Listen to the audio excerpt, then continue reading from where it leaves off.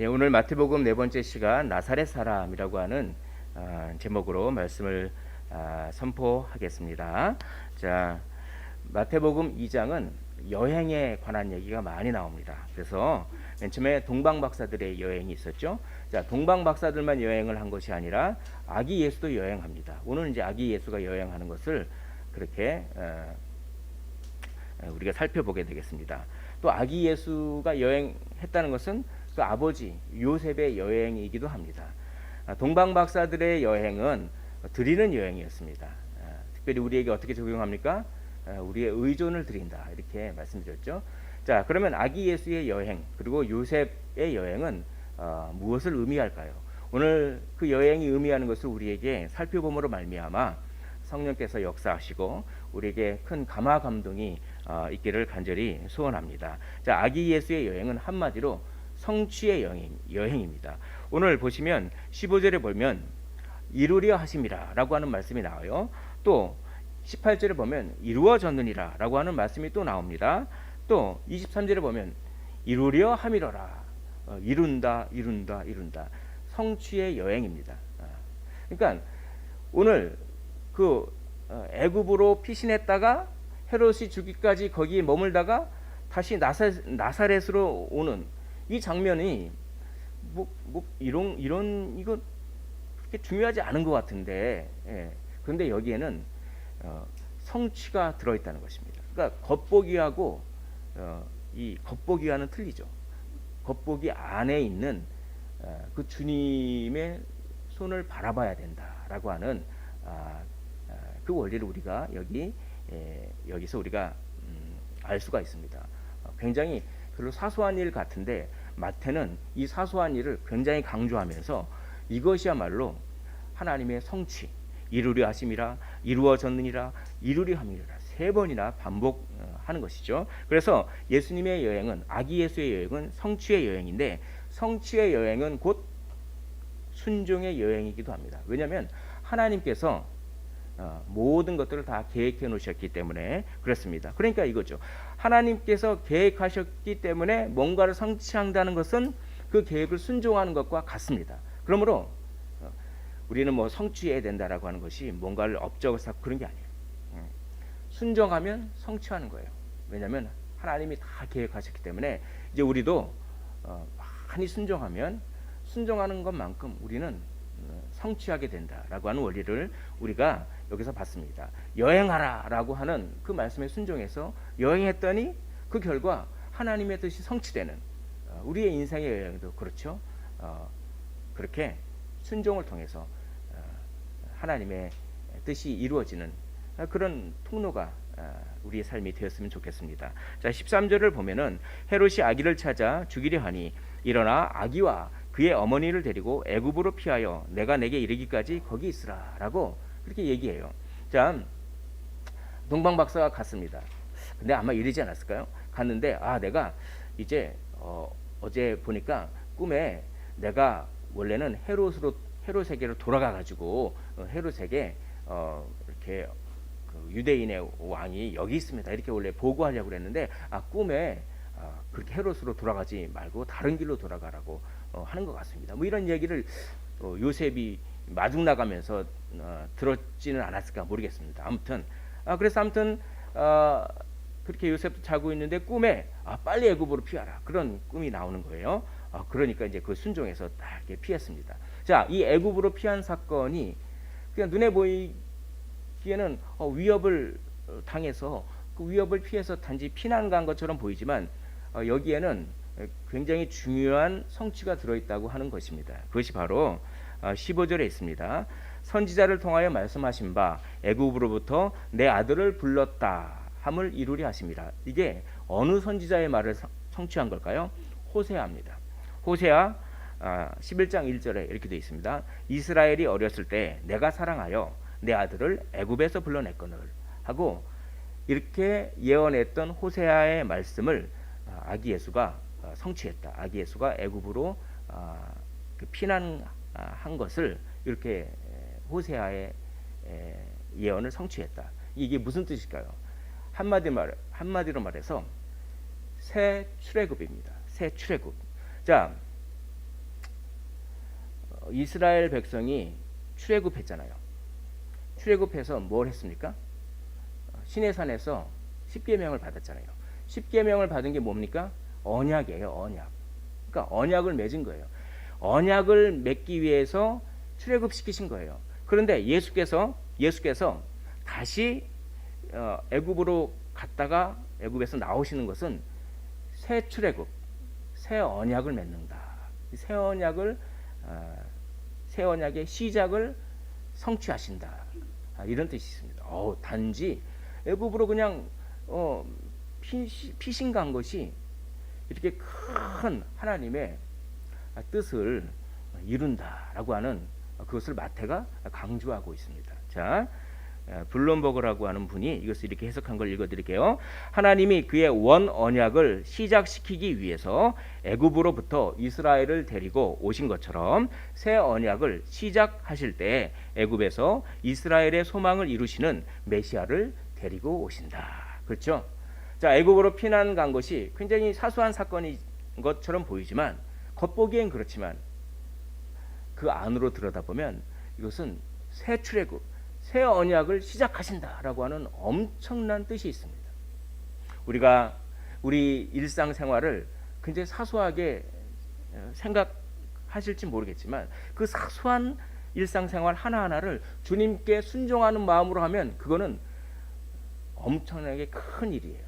그러니까 아주 사소해 보이지만 이 과부의 두렙돈 하는 거 아주 사소해 보이지만 내가 나의 삶을 하나님의 영광을 위해서 굉장히 사소한 일이지만 일상을 최선을 다해서 그렇게 올려드리면 그거는 거대한 하나님의 나라를 이루는 그런 의미 있는 일이다라고 하는 것입니다. 세상에 위대하지 않은 일은 없어요. 아주 작은 일이라도 무한하신 하나님을 사랑하는 마음으로 하면 그 작은 일은 무한한 일이 되는 거예요. 자, 애굽으로 피신한 사소한 일처럼 보이는 것이 무엇입니까? 새 언약을 시작하신다. 이런 뜻이에요. 자, 이렇게 애굽으로 피하니까 헤롯이 노했습니다. 화가 막 났어요. 왜냐하면 속았거든요. 속았어요. 아니 동방 박사들이 나한테 와가지고 그 유대인의 왕이 이 베들레헴 어디에 있다고 알려주기로 했습니다. 그러면 내가 그걸 듣고 가서 그 유대인의 왕을 내가 죽일 텐데, 왜냐하면 나의 왕권 유지를 위해서 방해가 되는 존재인데 죽일 건데, 아니 하루가 지나도 안 오고 이틀이 지나도 안 오고, 아니 도망갔구나, 속았구나. 화가 난 거예요. 그래서 어떡합니까? 엄청난 학살을 벌이죠. 자, 16절을 보겠습니다. 베들레헴과 그 모든 지경 안에 있는 산의 아이를 2살부터 그 아래로 다 죽여버렸어요. 2살 밑으로 이렇게 있는 그런 산의 아이들을 베들레헴뿐만 아니라 베들레헴 근처에 있는 아이들까지 다 죽였습니다. 그 당시에 베들레헴 인구가 그렇게 많지 않았어요.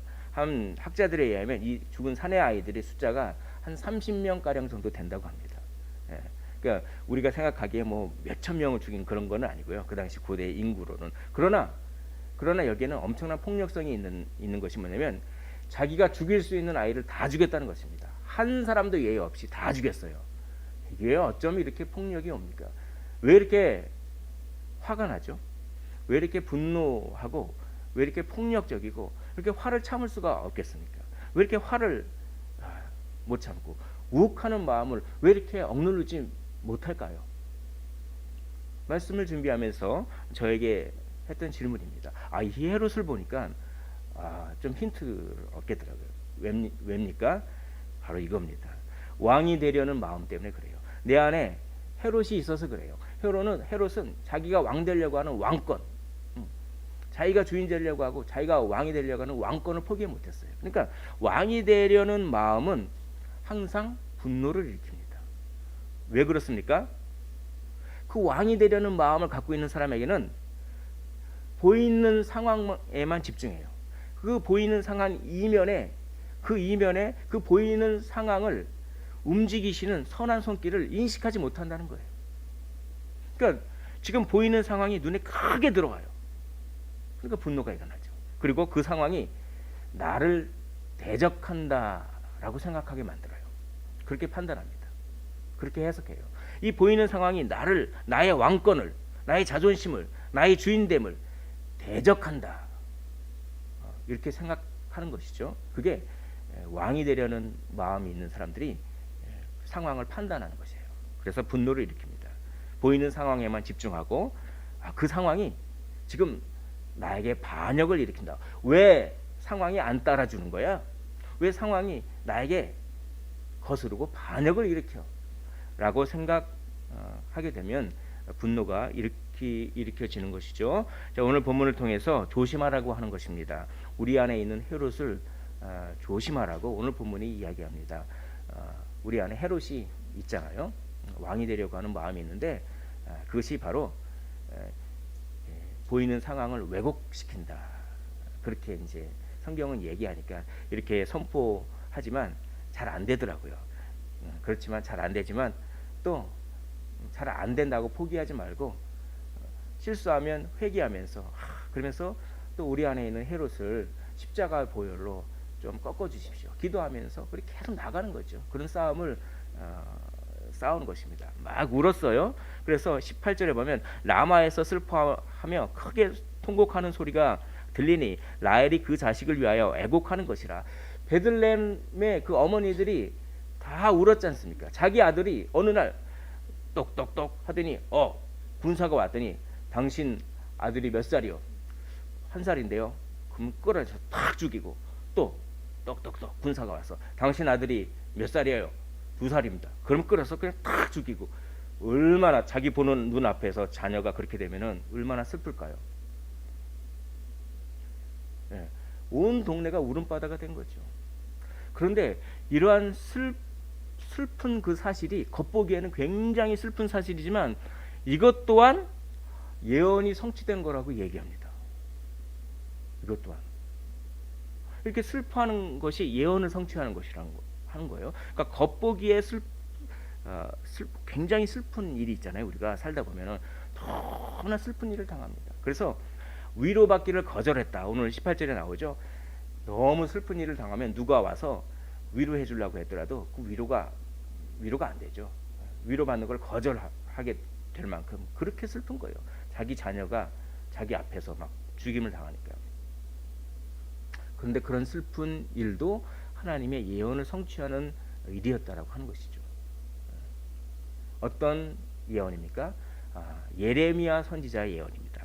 예레미야 3장 31절, 예레미야 31장 15절 우리 화면을 보면서 한 목소리로 한번 읽어볼까요? 예레미야 31장 15절의 말씀입니다. 시작.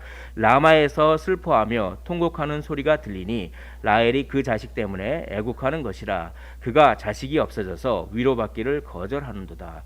여기 라마라는 곳이 어떤 곳이냐면요, 포로로 끌려가기 전에 대기하는 장소, 일종의 그런 수용소예요. 누구에게 포로로 끌려가나요? 바벨론에게 포로로 끌려가요. 바벨론에게 자기의 자녀들이 다 끌려가요.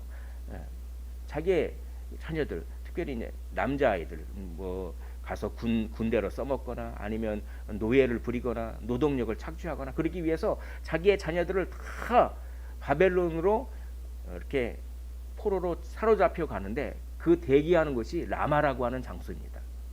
이 라마 근처에 라헬의 묘지가 있어요. 그러니까 그 라헬을 여기서 이렇게 연상시키는 거죠. 라헬은 이스라엘의 어머니 아닙니까? 그러니까 뭡니까? 이스라엘의 어머니가 레아와 라헬이 있었죠. 그 중에 라헬을 이스라엘의 어머니의 대표자로 지금 여기서 딱 선정한 거예요. 이스라엘의 어머니의 대표자. 왜냐하면 이 라헬 근처에 라마 근처에 라헬의 묘지가 있었고, 라헬은 어떻게 합니까? 베냐민을 낳다가 죽었어요. 그래서 자기 아들을 제대로 보지도 못하고 죽었어요. 난산을 해서. 그러니까 자녀를 잃은 슬픔을 상징하죠. 그래서 라헬을 자녀를 잃은, 자녀들이 바벨론으로 유배돼서 그 자녀를 잃은 슬픔을 상징하는 이스라엘의 어머니로 라헬을 대표자로 삼은 거예요. 그 라헬의 슬픔. 그러니까 그건 뭡니까? 이거는 이제 라헬이, 즉 이스라엘의 어머니들이 그 자식 때문에 막 우는 거, 그게 바벨론 포로 시절에 있었습니다.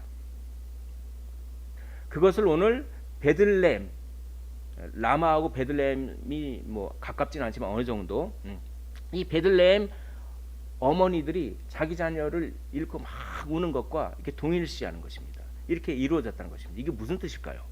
이게 이겁니다. 의미가 이루어졌다라고 하는 것입니다. 의미가 이루어졌어요. 자, 이거를 설명을 해드릴게요. 이게 왜 성취가 되느냐?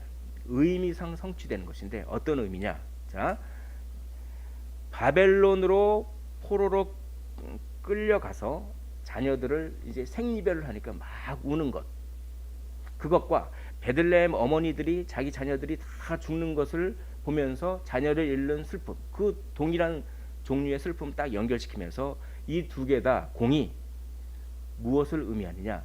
자, 하나님의 선택된 백성을 근절하고 없애버리려고 하는 세력이 있다라고 하는 의미가 여기 있습니다. 그게 이루어진 거예요. 자, 오늘날도 마찬가지죠. 오늘날도 하나님의 나라, 교회를 근절하려고 하는 세력이 오늘날에도 있죠.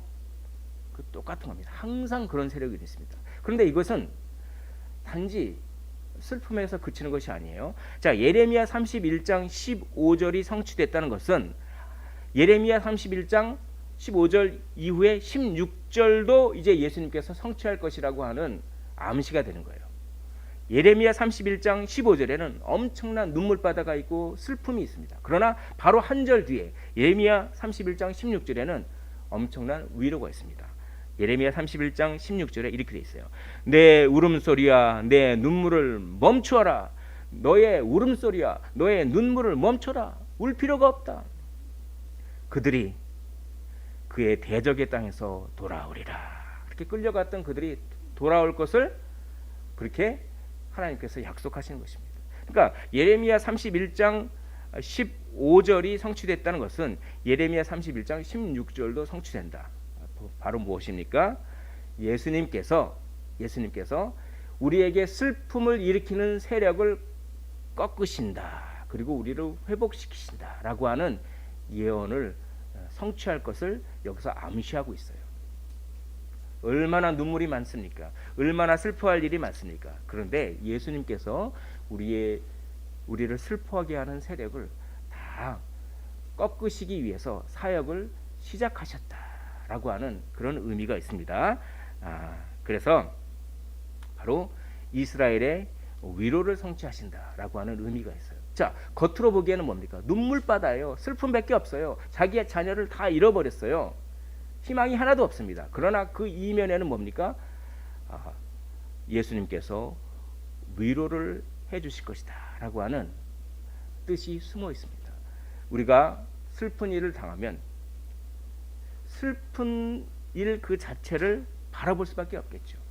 그러나 믿음의 눈을 떠서 그 슬픈 일을 관리하시고 운영하시고 그것을 통하여 합력하여 선을 이루시는 보이지 않는 분을 믿음의 눈으로 보는 거예요. 그러면 그 슬픔을 사용하셔서 하나님의 영광을 이루시고 그 슬픔에 대해서 위로를 주시는 하나님을 우리가 경험할 수 있다라고 하는 원리를 여기서 우리가 배웁니다. 자, 윌킨슨은 이렇게 얘기합니다. 하나님의 백성을 근절하고자 하는 세력에게서 구원하시고 눈물을 닦아 주신다. 이것을 이루시겠다는 것입니다. 하나님의 능력은 슬픔을 가져오는 세력의 힘보다도 더 위대하십니다. 우리를 슬프게 하는 것이 있습니까? 우리를 슬프게 하는 일이 있어요? 상실감, 여러 가지 것들, 관계의 고통, 배신의 슬픔. 그러나 그런 슬픔을 가지고 오는 힘보다 하나님의 능력이 더 위대하시다라고 하는 것을 이 본문을 통해서 우리가 알 수가 있는 것입니다. 더 나아가서 예레미야 31장 31절에 이렇게 되어 있습니다. 보라, 날이 이르리니 내가 이스라엘 집과 유다 집에 새 언약을 맺으리라 라고 되어 있습니다. 더 나아가서 새 언약을 맺으시겠다라고 하는 것이죠. 자, 무엇이 성취됩니까? 결국은 궁극적으로 새 언약을 성취하는 거예요. 새 언약을. 새 언약의 시작을 성취하시는 것이죠. 베들레헴 어머니들이 막 울어요. 자기 자녀들이 막 죽으니까 울어요. 그런데 그 안에는 겉보기에는 너무나 슬픈 일이지만 그 안에는 새 언약을 시작한다라고 하는, 궁극적으로 새 언약을 시작한다라고 하는 깊은 뜻이 담겨 있다는 거예요. 이거를 믿음의 눈으로 바라볼 줄 알아야 함을 오늘 본문은 가르쳐 줍니다. 사랑하는 성도 여러분, 예수님을 의지하십시오. 하나님을 바라보십시오. 그러면 슬픔은 슬픔으로 끝나지 않습니다. 슬픔은 반드시 약속으로 끝납니다. 소망의 약속으로 끝나는 것이죠. 그러나 예수님을 바라보지 않고 그 상황만 바라보면 슬픔은 슬픔으로 끝납니다. 슬픔은 죽음으로 끝나는 것이죠. 슬픔을 끝내십시오. 슬픔을 소망으로 끝내십시오. 슬픔을 약속으로 끝내십시오. 어떻게요? 보이는 슬픔 이면에 보이지 않는 분을 바라보는 것입니다. 자, 사소한 일처럼 보였던 애굽으로 피신하는 것도 새 언약을 시작하는 것, 그것을 성취하는 것입니다. 그리고 막 엄청나게 슬픈 그런 사건, 자기 아들들이 다 죽어가는 그런 사건도 결국은 새 언약의 시작을 성취하는 거예요. 그런 큰 의미가 있었죠. 그러면 이제 이 새 언약을 시작하였으니까 새 언약을 완성해야겠죠. 그러면 새 언약을 어떻게 완성할까요? 새 언약을 완성하는 방법을 그 다음에서 알 수가 있습니다. 자, 이제 헤롯이 죽었어요.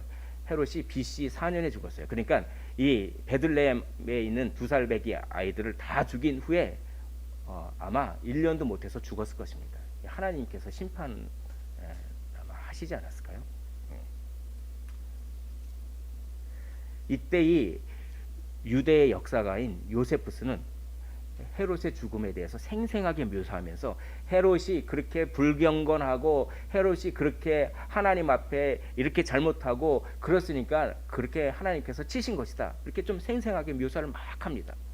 그런데 성경은 헤롯의 죽음에 대해서 그렇게 자세하게 묘사를 하지 않아요.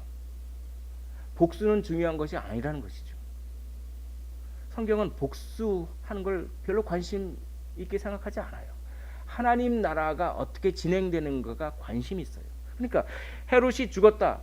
그래, 죽은 후에 그래서 헤롯이 죽었기 때문에 이것은 헤롯이 어떤 잘못을 했고 아이고 달콤하다, 그래서 그냥 하나님의 그 심판을 받아서 이렇게 죽었다라고 쓰지 않고 헤롯이 죽은 후에 너무나 담백하게 주의 사자가 이르되, 자, 헤롯이 죽었으니까 이스라엘로 가라, 너의 목숨을 노리던 자가 죽었느니라 라고 합니다. 복수에 집착하지 않죠. 하나님의 말씀에 성취하는 것에 더 집중합니다. 우리가 보이는 상황만 바라보면 복수에 집중하게 돼 있어요. 나한테 어떻게 이럴 수 있어? 나한테 어떻게 이럴 수 있어? 라고 하면서 보이는 상황에만 집중하면 복수에 그렇게 집착하게 됩니다. 그러나 보이는 상황 이면에 하나님께 집중하면 말씀의 성취에 집중하게 되는 것이죠. 꿈에 지시하심을 받아 갈릴리 지방으로 떠나가 나사렛이란 동네에 가서 사니, 자, 나사렛이라는 동네에 가서 산다는 게 어떻게 보면 사소한 일이잖아요. 근데 이것도 아주 큰 성취라고 합니다. 아니, 나사렛이란 동네에 가서 삽니다. 왜냐하면 베들레헴으로 원래 가려고 했어요. 베들레헴에 정착하려고 했잖아요.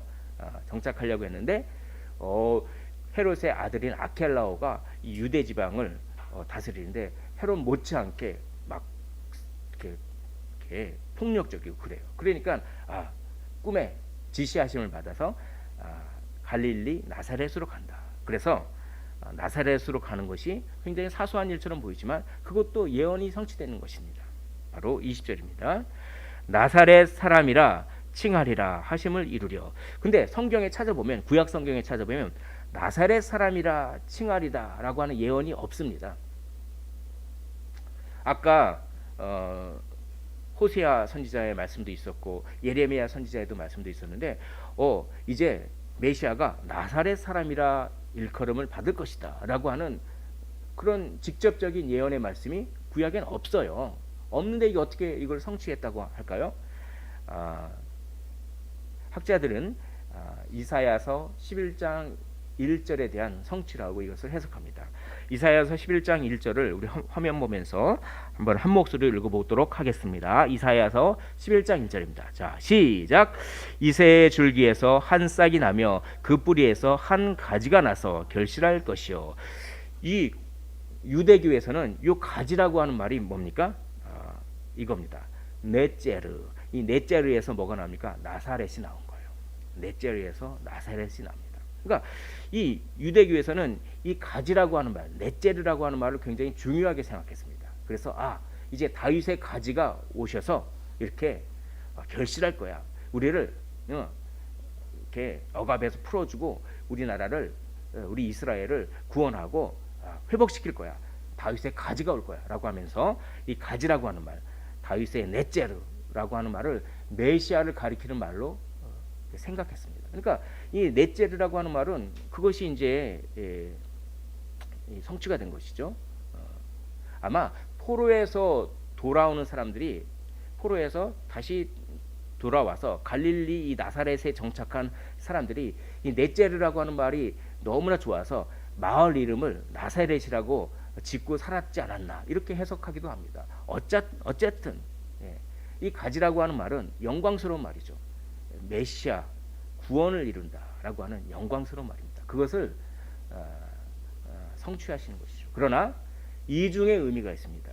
이 나사렛이라고 하는 것은 그 뜻은, 본래의 뜻은 아주 영광스러운 거예요. 메시아를 가리키는 본래의 뜻은 영광스럽습니다. 그러나 이때 당시에 나사렛은 굉장히 하찮은 것을 뜻합니다. 그러니까 촌동네, 뭐 예루살렘도 아니고 베들레헴도 아니고 나사렛에서 무슨 선한 것이 나올 거냐라고 이렇게 나다나엘도 얘기하지 않았어요? 그러니까 나사렛이라고 하는 것은 좀 별 볼 일 없다, 멸시를 받는다, 이런 것에 대한 상징이기도 합니다. 그러니까 본래의 뜻은 다윗의 가지라고 하면서 굉장히 영광스러운 이름이지만 이때 당시에 나사렛 하면은 저 촌동네라고 하면서 멸시, 그 이중성의 의미가 있어요. 영광스러운 의미와 멸시받는다는 의미가 동시에 존재하는 아주 특이한 단어이죠. 이것은 이사야서 11장 1절만 성취하신 것이 아니라 이사야서 53장 2절도 성취한 것입니다. 이사야 53장 2절을 제가 읽어보겠습니다. 그는 주 앞에서 자라나기를 연한 순 같고 마른 땅에서 나온 뿌리 같아서 고운 모양도 없고 풍채도 없은즉 우리가 보기에 흠모할 만한 아름다운 것이 없도다 라고 하는 데서 여기서 뿌리라고 하는 단어가 넷제르를 쓰진 않았지만 넷제르가 뿌리라는 뜻도 있어요. 동음이어로 씁니다. 그러니까 뭔가 여기서 뭡니까? 넷제르라고 하는 말은 영광스러우면서도 동시에 멸시를 받는 이 두 가지가 같이 성취된 것입니다. 이게 여호와의 종의 노래죠. 이스라엘 사람들은 유대교에서는 여호와의 종, 고난받는 여호와의 종, 그가 채찍에 맞음으로 우리는 징계를 우리가 나음을 입었다라고 하는 고난받는 여호와의 종과 메시아를 다른 인물로 생각했어요. 그러니까 예수님이 십자가 진다고 하는 것이 있을 수가 없는 얘기죠. 우리는 지금 고난받는 종과 메시아가 같은 인물로 알고 있잖아요. 그런데 유대교의 전통에서는 고난받는 종하고 메시아는 다른 인물이에요. 그러니까 예수님이 십자가 지는 것은 메시아로서 이해가 안 되는 거예요. 그러니까 십자가 진다고 하니까 베드로가 어떻게 그렇게 할 수가 있겠습니까? 베드로의 세계관에서는 이해가 안 되는 거죠. 어떻게 메시아가 영광스럽게 나라를 회복시키지 않고 어떻게 십자가 처형을 당합니까? 그러니까 주는 그리스도시요 살아계신 하나님의 아들입니다라고 신앙 고백을 했지만 온전히 이해를 못했어요. 반만 알았어요. 메시아가 어떤 방법으로 구원하는지 몰랐던 것입니다. 그러니까 예수님께서 사탄아 내 뒤로 물러가라 이렇게 말씀하지 않습니까? 자, 넷제르는 뭡니까? 넷제르는 영광스러운 메시아라고 하는 뜻도 있습니다. 그러나 동시에 멸시받는다고 하는 뜻도 있어요. 자, 이사야서 53장 2절 다음에 53장 3절이 있습니다. 53장 3절 우리 화면을 보면서 한 목소리로 읽어보도록 하겠습니다. 자, 시작. 그는 멸시를 받아 사람들에게 버림을 받았으며 마치 사람들이 그에게서 얼굴을 가리는 것 같이 멸시를 당하였고 우리도 그를 귀히 여기지 아니하였도다라고 하는 것입니다. 자, 이제 나사렛 사람이라고 하는 뜻은 무엇입니까? 메시아긴 메시아 대 멸시받는 메시아, 이런 뜻입니다. 이게 우리에게 큰 은혜가 됩니다. 나사렛 사람이 된다라고 하는 것은 무엇입니까? 메시아긴 메시아입니다. 구원을 하긴 해요. 그러나 그때 사람들이 생각했던 그런 방식으로, 그런 힘과 능력으로 와서 영광스럽게 와서 그냥 힘으로 다 제압하는 그런 식으로 구원하는 것이 아니라, 그런 방법이 아니라 멸시받는 방법으로 구원을 이룬다라는 뜻입니다. 이것이 나사렛 사람이다라고 하는 뜻이에요. 자, 예수의 여행은 새 언약의 시작을 성취했었습니다. 근데 새 언약의 완성은 어떻게 하시죠? 멸시받는 방법으로 새 언약을 완성하는 거예요. 그게 능력입니다. 멸시받는 것이 능력이에요. 멸시받는 걸 그렇게 못 참겠잖아요. 내 자존심 상하고. 그러나 내게 능력 주시는 자 안에서 내가 모든 것을 감당하니라 할 때 그 능력은 멸시를 감당하는 능력을 의미하는 것입니다. 그리스도인은 멸시를 감당할 능력이 있어요. 왜냐하면 예수님께서 그런 능력, 나사렛 사람이 되셨기 때문에 그렇습니다. 새 언약의 시작을 이루시고 고난이라고 하는 방법을 통해, 멸시라고 하는 방법을 통해 그 새 언약을 완성하리라고 하는, 그것을 선포하는 여행이었습니다. 궁극적으로 예수님의 여행은, 아기 예수의 여행은 나사렛 사람이 되는 여행입니다. 사랑하는 성도 여러분, 우리의 인생의 여행은 어떤 여행입니까? 자기 영광을 추구하고 멸시받는 그렇게 못 참고 복수심에 집중하고, 우리의 여행은, 그리스도인의 우리의 여행은 그런 여행이 아니라 주를 위하여 멸시를 받는 능력을 발휘하는 여행, 그런 여행이 되어야 함을 오늘 본문이 알려줍니다. 이것은 겉모습만 봐서는 알 수가 없어요. 겉모습만 보면 얼마나 슬픈 일이 많습니까? 겉모습을 보면 얼마나 두려운 일이 많고, 얼마나 화나게 하는 일이 많고, 겉모습만 보면은 얼마나 짜증이 나며, 겉모습만 보면은 얼마나 아프며, 얼마나 낙심되며, 겉모습만 보면 얼마나 실망이 됩니까? 그러나 겉모습 이면에 계신 분을 보면 완전히 해석이 달라집니다.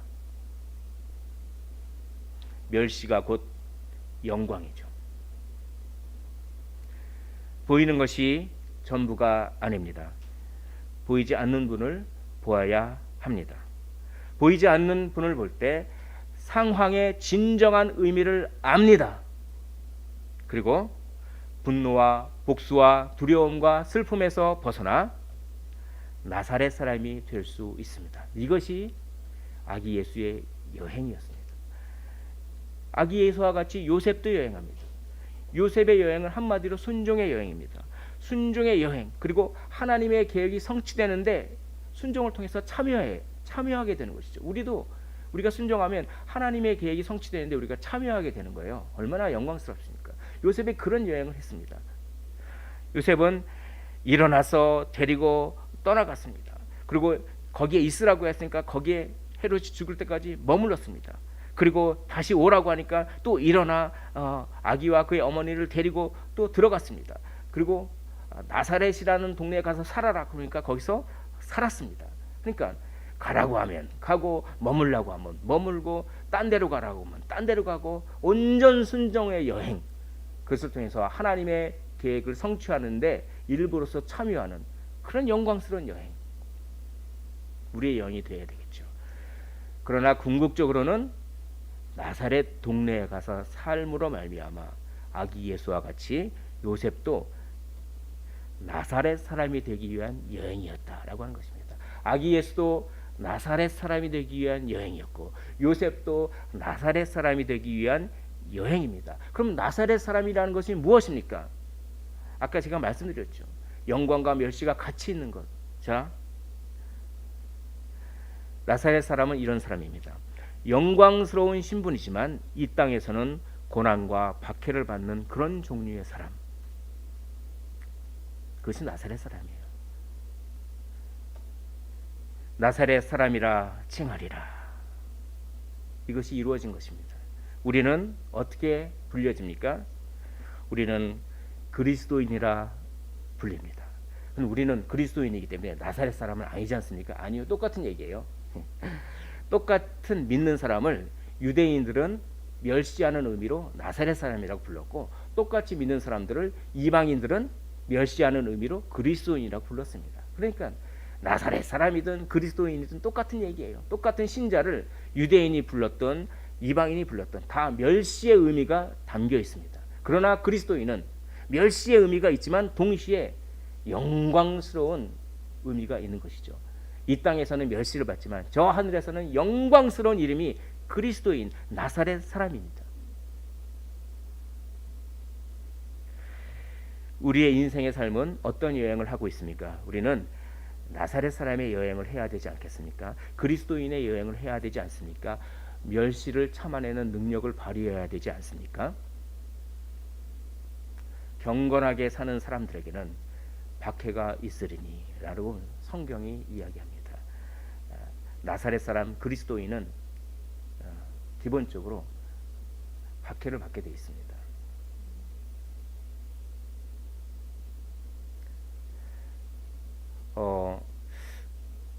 참 모욕당하는 게 이렇게 참기 힘든지 모르겠어요. 툭 던진 말인데도 그걸 복습할 필요가 없는데 그렇게 복습을 하죠. 예. 복습하면 할수록 손해잖아요. 곱씹은 곱씹을수록 손해잖아요. 근데 그걸 복습하는지 모르겠어요. 복습해야 될 것은 복습 안 하고, 하나님의 말씀은 복습 안 하고, 누가 툭 던진 말은 시키지도 않았는데 계속 복습을 해.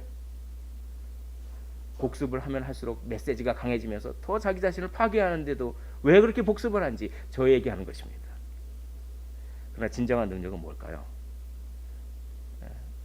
복습하지 않고 예습하는 거예요. 하나님께서 미래에 우리에게 줄 영광을 예습하는 것입니다. 복습하지 않고 예습하십시오. 그것이 그리스도인 나사렛 사람이 되는 것이고, 그것이 능력입니다. 그것이야말로 참된 능력입니다. 우리는 이제 점점 박해가 익숙해지고 있죠. 성경 번역 선교사님이 있었어요. 성경 번역 선교사님이 이제 세계 미전도 종족에게, 그때 이제 말도 없고 언어도 없고 하니까 성경 번역하는 GBT라고 하는 데가 특수한 이게 뭐 명명을 다 하면 안 되는데 아무튼 예, 그 성경 번역 선교사님들이 이제 오지에 가서 밀림에 들어가기도 하고 뭐 그런 성경 이제 말이 없으면 언어를 갖다가 만들어서라도 이렇게 그래서 평생 뭐 마가복음 하나 이렇게 번역해서 그 나라 언어로 이렇게 해서 하고 그러는데 무슬림 지역, 이슬람 지역에 들어가셨습니다. 어떤 분이 그래가서 이제 성경 번역을 하고 있는데 어느 날 갑자기 이렇게 교회에서 예배를 드리고 있는데 어떤 두 사람이 탁 들어오는 거예요. 두 사람이 탁 들어오더니만 수류탄을 던지고 도망갔어요. 수류탄이 빵 터진 겁니다. 많은 부상자들이 생겼습니다. 그중에 그 성경 번역 선교사님도 부상을 당했어요. 다행히 생명을 건졌지만 그 일이 있고 난 후에 이제 신문 기자가 가서 인터뷰를 하는 것이죠. 인터뷰를 하는데 이제 이렇게 교회도 막 다 이렇게 폭파되고 너무 위험하니까 여기를 떠나셔야 되지 않겠습니까? 라고 이제 인터뷰를 합니다. 그때 이제 그분이 이렇게 이야기했다고 합니다. 인터뷰에서 한번 읽어드릴게요. 저는 제가 그리스도인이 되었기 때문에 공경을 당했음을 인정합니다. 그러나 또한 제가 그리스도인이 되었기 때문에 여기에 머물기를 원합니다. 그리스도인이 되었기 때문에. 그런 다음에 이런 말씀을 합니다. 저는 그리스도인입니다. 제 안전은 사람의 손이 아니라 하나님의 손에 달려 있음을 믿습니다. 그리스도인의 안전은 보이는 사람의 손이 아니라 보이지 않는 하나님의 손에 달려 있습니다. 그분은 보이는 상황에 집중하지 않았습니다. 보이지 않는 하나님을 바라봤습니다. 그래서 이런 얘기를 할 수가 있었던 것이죠. 많은 그리스도인들이 이렇게 강하고 직접적인 박해의 상황에 놓이지는 않습니다. 그러나 점점 사회적으로, 경제적으로, 문화적으로 박해가 오고 있어요. 익숙해지고 있습니다. 그리고 성경에서 죄라고 하는 것을 죄라고 말하기 어려워지는 시대에 살고 있습니다. 성경에서 이게 죄라고 하는 것을 죄라고 선포하면은 정치적 올바름, 뭐 종교적인 자유, 뭐 이렇게 해서 잡혀가기도 하고, 점점 그렇게 나사렛 사람으로서, 그리스도인으로서 박해의 직면에 익숙해져 가고 있는 그런 상황이죠. 점점 박해의 시대를 살아가게 될 것입니다. 하나님께서는 참된 신자와 참되지 못한 신자를 구분하시기 위하여 박해를 사용하십니다.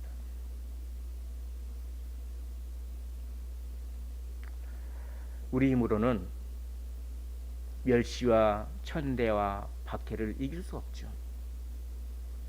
진정으로 나사렛 사람이 되기 위해서는 어떻게 해야 됩니까? 계속 말씀을 드렸죠. 보이지 않는 분을 바라봐야 되는 것입니다. 보이지 않는 분을 볼 때야만 해석이 바뀝니다. 능력이 생깁니다. 멸시, 천대, 십자가는 제가 지고 가오리라 라고 합니다. 보이지 않는 분을 바라봐야만 스트레스도 안 쌓이고, 보이지 않는 분을 바라봐야만 복수심도 안 생기고, 보이지 않는 분을 바라봐야만 상처에 대한 복습도 하지 않고, 보이지 않는 분을 바라봐야만 절망과 낙심하지 않고, 보이지 않는 분을 바라봐야만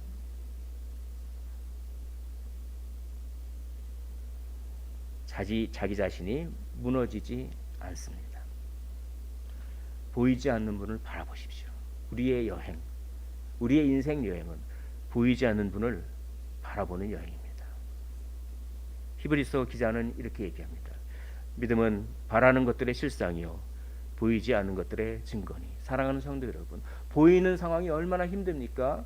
보이는 상황이 슬프고, 보이는 상황이 좌절되고, 보이는 상황이 멸시 천대 뭐 그런 거고. 그러나 우리의 여행은 실상을 바라보는 것입니다.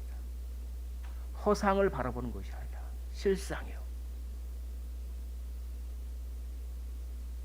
그럴 때 멸시를 감당할 수 있는 능력이 생깁니다. 박해를 감당하며 나사렛 사람으로서 새 언약의 완성을 이루는데 참여하게 되는 그런 멋지고 영광스러운 인생을 살아가게 된다라고 하는 것을 오늘 본문이 우리에게 알려주며, 이제 우리의 새해 첫 주일입니다. 보이지 않는 분을 바라보게 하옵소서. 이것이 우리 첫 주일에, 새해를 시작하는 첫 주일에 우리에게 주신 성령님의 음성인 줄 저는 믿습니다. 올 한 해, 아니 우리 인생 전체가 보이는 상황에 지배당하는 것이 아니라 보이는 상황을 지배하고 계신 분께 지배당하십시오. 우리의 여행은 나사렛 사람의 여행입니다. 그리스도인의 여행입니다. 보이는 상황 속에서 보이지 않는 분을 바라보는 여행입니다. 이 여행을 하셔서 멸시, 천대 다 극복하고, 복수심과 상처와 아픔과 슬픔도 다 극복하고,